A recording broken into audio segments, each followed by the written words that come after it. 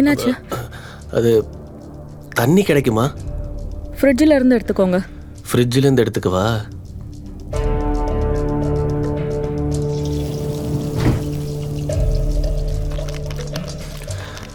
அப்புறம் வால்பூவா, நீ ரொம்ப சூப்பராக செஞ்சுருக்க. நான் என்ன சொல்ல வந்தேன்னா, சாரி, நான் திடீர்னு நீன்னு சொல்லிட்டேன். ஒரு விஷயம் சொல்லவா? சொல்லுங்க. அது நான் உங்களை நீன்னு சொல்லி கூப்பிடலாமா?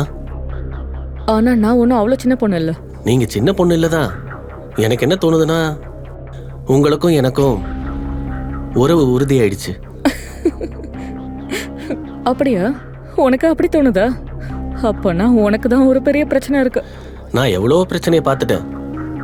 ஆனால் இப்போ இந்த பிரச்சனைய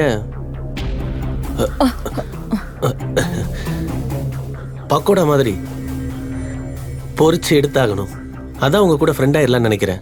என்ன ஃப்ரெண்ட், உங்களை நான் இப்போ நீன்னு சொல்லி கூப்பிடலாமா? ஒருவேளை நீங்க என்ன நீன்னு சொன்னீங்கன்னா அப்புறம் நானும் உங்களை நீன்னு தான் கூப்பிடுவேன். இதைத்தான் நானும் எதிர்பார்த்தேன். ஒரு ஃப்ரெண்டு மாதிரி நான் உங்களை ஃப்ரெண்டாக ஏற்றுக்கிட்டேன். இப்போ நீங்கள் என் ஃப்ரெண்ட் ஆயிட்டீங்க. நீங்கள் என்னோட ஃப்ரெண்ட் ஆயிட்டதுனால இப்போ நான் உங்ககிட்ட ஒரு கேள்வி கேட்கலாமா? கேளுங்க.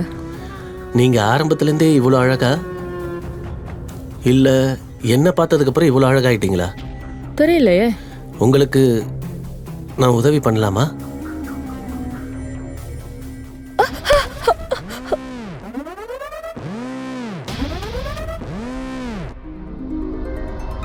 உங்களோட கை அப்படியே கல்லு மாதிரி இருக்கு. ஆமாம், என்னோட கை கல் மாதிரி தான் இருக்கு.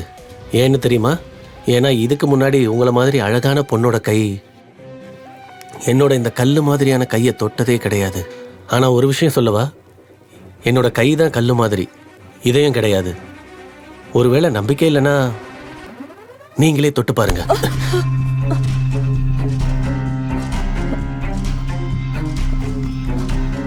இப்போ ஒரு நெருப்பு எரியுதில்ல, இது இதே மாதிரி எரிஞ்சுக்கிட்டு இருந்தா அப்புறம் எல்லாமே எரிஞ்சு போயிடும். நீங்க என்ன சொல்றீங்க? அது என்னன்னா, உங்களோட எண்ணெய் சூடாகிட்டு இருக்கு. பக்கோடா தீஞ்சிட போகுது. அப்புறம் உங்களுக்கு என்ன புரிஞ்சுது? ஒன்றும் இல்லை. ஒன்றும் இல்லையா? ராகுல்,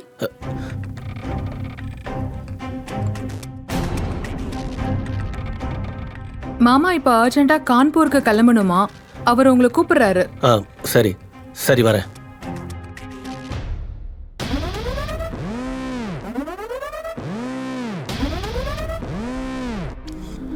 உன் கையால போட்ட காஃபியை இன்னைக்கு குடிக்காம போறேன்.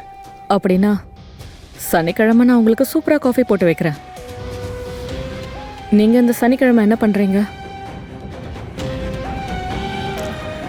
உன் கையால செய்யற காஃபிக்காக காத்துக்கிட்டு இருப்பேன்.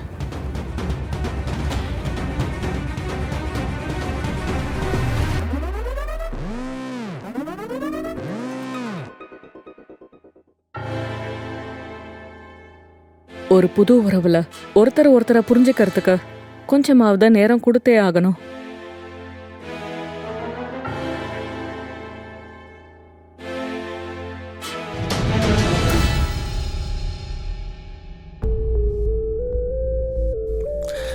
மறுபடியும் சீக்கிரம் சந்திக்கலாம். வரோம்.